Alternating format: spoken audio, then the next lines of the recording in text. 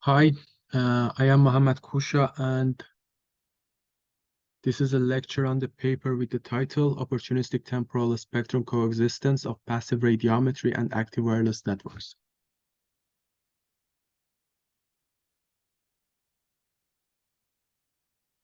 As the title of this paper suggests, this work is about a spectrum coexistence, which is about the more efficient use of frequency spectrum by enabling two or more wireless technologies to operate on the same underutilized frequency band.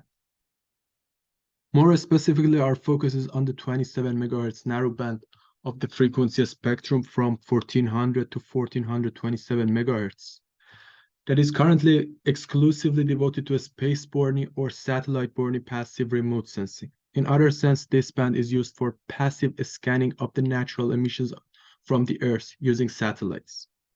These satellite-borne passive radiometry instruments are designed to pick up even the faintest natural emissions from the Earth's surface. So any active wireless transmission within this 27 MHz band can severely interfere with these satellites.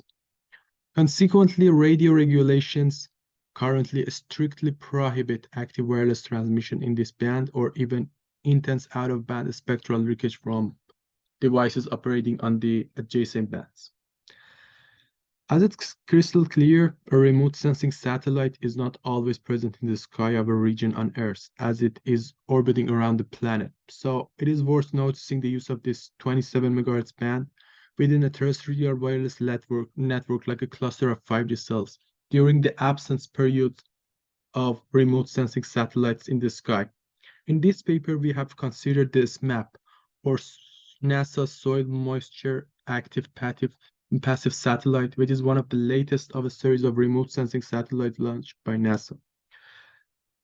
We have considered this satellite to investigate how much time would be available for a network site located at different Earth latitudes from the equator to the North Pole for active transmission without directly interfering with this map satellite.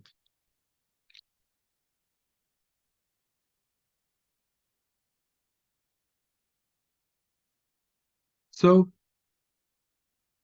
SMAP's mission is to periodically provide global scale measurement of Earth soil moisture with high resolution in every 2 to 3 days. But how does it evaluate soil moisture from space? We know that all objects with absolute temperatures above 0 Kelvin have electromagnetic radiations, also known as thermal radiations. For soil, the radiation intensity depends on the moisture content of the soil, as dry soil has more intense radiations than wet soil. So SMAP can evaluate a piece of land's soil moisture by scanning its thermal radiations.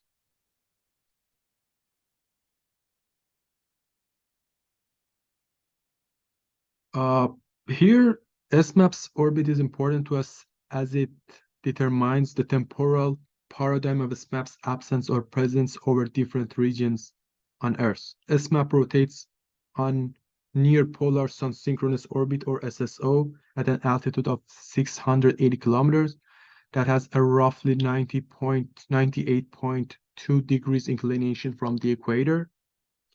A complete orbit is about 100 minutes. And in picture B, we can see the sun synchronous orbit and how the direction of the orbit is preserved with respect to sun throughout a year.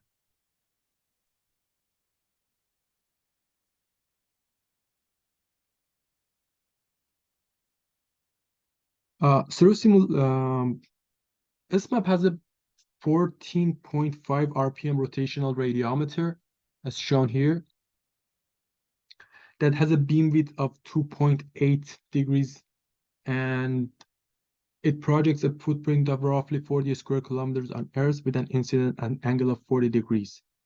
That creates a swath of 1,000 kilometers.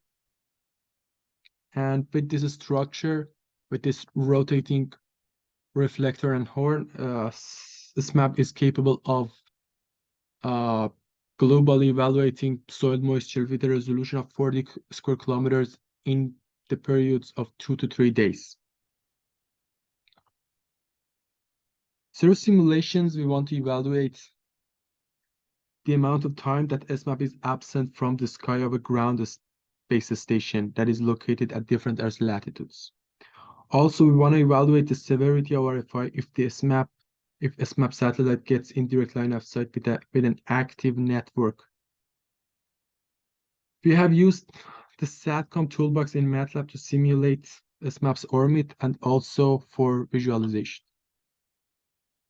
But before proceeding to the results section, I want to clarify the concept of elevation angle. In figure E,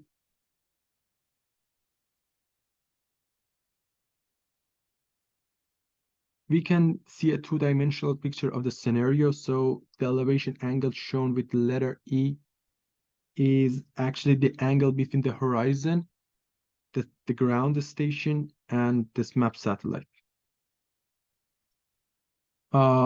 The elevation angle has a range from minus 90 degree, that is the position where the satellite is actually on the opposite side of the ground station, completely beneath the Earth, and 0 degree, which is the horizon on either side of the ground station, and until 90 degree, which is actually the position that the satellite is actually completely above the ground station.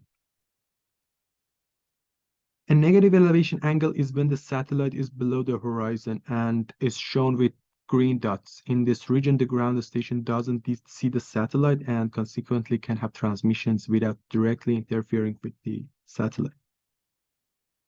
Positive elevation angles are shown with red dots. This is actually the region where SMAP is present in the sky.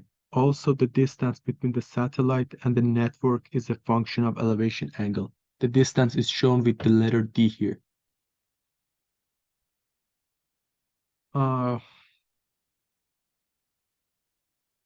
And as we can see, for the case of direct line of sight, the elevation angle, actually the distance is greater when the satellite is located on the horizon of the ground station.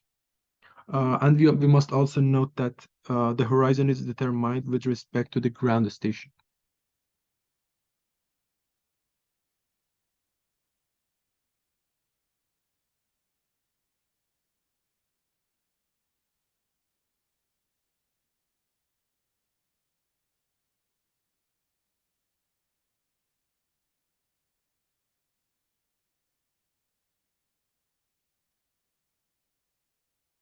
So here we have evaluated the ratio of time that SMAP is present in the sky for a base station located at Earth's latitude 0, which is the equator, Earth's latitude 45 degrees, and Earth's latitude 90 degrees, that is actually the North Pole.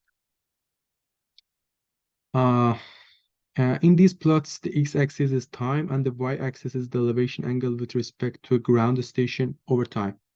The red line is the 0 elevation angle or the horizon, and whatever appears above the red line is actually positive elevation angles and indicate the presence of a SMAP in the network sky and is called the exposure time.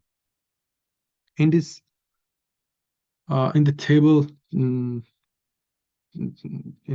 G, we have summarized the info of these three plots, and as we can see, the exposure time increases for higher latitudes. Also, the number of times that satellite appears in the sky increases from 13 times for Earth's latitude 0 to 44 times for Earth's latitude 90 degrees.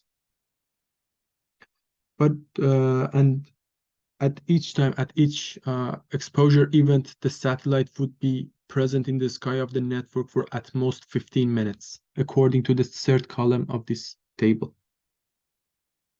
But what is important about this table is that the presence period is at most 40%, which means that more than 80% of a network's time, SMAP is absent in the sky, and the network can actively operate in 27 megahertz protected band without directly interfering with the SMAP. And also at each exposure event, the network has to shut down transmissions for at most 15 minutes till the satellite is gone.